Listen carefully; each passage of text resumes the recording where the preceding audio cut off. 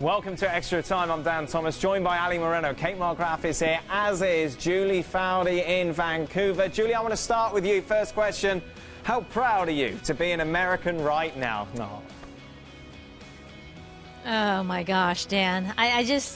There was such joy, and not just the fact that they won and the relief of that, of course, for them, but the way they won. I mean, it was emphatic. It was inspirational. Carli Lloyd with that third goal. I mean, are you kidding me? I'm watching it in the stadium, and the crowd is roaring, and I thought, this is just awesome because you could feel the joy in the way they were playing. And after the start of the tournament and some of the struggles offensively they had, and especially for Carli to come back as she did, I'm so happy for them because this is a moment that, of course, they've wanted for so long. And it's so nice to say, please have it. Let's stop talking about the 99ers for the love. Okay. Yeah, I was excited to start saying the 15ers because we are so tired of the 99ers because it's almost like we were like the moms. And now these are like our babies in a lot of ways. Well, but you are the mom. Oh, wait, we are.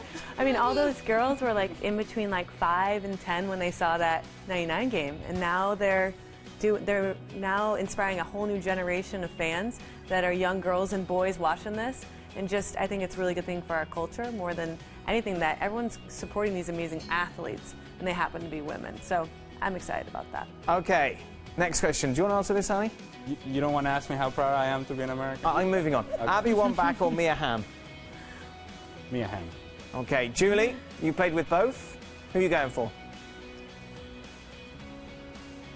See, I don't like these comparisons because I want, and especially right now with Abby, to me, this is the thing that I loved about this tournament for her is you have the greatest goal scorer in the world who comes in, starts, sits on the bench, and then when she gets put on the bench and she's only coming in for limited minutes, I mean, she could have easily been a little bit upset about it as the greatest goal scorer on this earth, but instead she's nothing but positive. And so for me, that's what we should be talking about. We should be talking about the fact that here is this woman who not only is a great teammate, but when she comes in any role she's going to play, she's a great leader because that's what the team is feeding off of. And you could see it. You know, it would have been so much different if she accepted that role in a different way. And even if it had been subtly negative, if she'd just been quiet. But no, Abby was her booming voice, dropping F-bombs in the middle of huddles, even when she's not on the field. I mean, she was Abby. And that, to me, was the most impressive thing I've seen in her entire career, is how she handled this moment with such grace and class and really just cared about winning.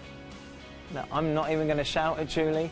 It's that nice day. I'm not going to say. That was a lovely political answer. No, look. But may I just say, because I know it's uncomfortable for them to answer this sort of questions, but I'll say that the reason there is an Abby Wambach, and part of the reason there's an Abby Wambach and there's a Carli Lloyd and an Alex Morgan, and then there will be other players that will come about, was because there was a starting point. And somewhere along the lines, the big name among all those starting points was Mia Hamm.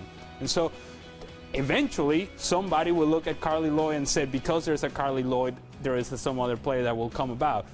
But Mia Hamm was the standard at one point. Abby Wambach became the standard. Carli Lloyd, and then whatever comes in the future. Okay, final question. Do you think that Abby Wambach will announce international retirement before the Olympic Games or wait until afterwards? Ooh, I think it'll depend a lot on how she's playing and what she foresees her role to be. First of all, she's got to make the team, and I do believe that she will, but the roster is cut down now, so you don't go from 23, you go 23 to 18, I believe. So right. It's going to be tough to make that roster for any of these players that weren't starters consistently in this World Cup. But I think she'll announce her retirement probably before, would be my guess. Okay. You think she should be in that team? I think she should be on that team for the exact reasons that Foudy was talking about earlier, because the leadership ability that she has. And she can go in, and no one's better than her in the air. Yeah. I think if they manage her minutes correctly over the next couple of months, I think she can make a big difference still. Let's go to Senator Julie.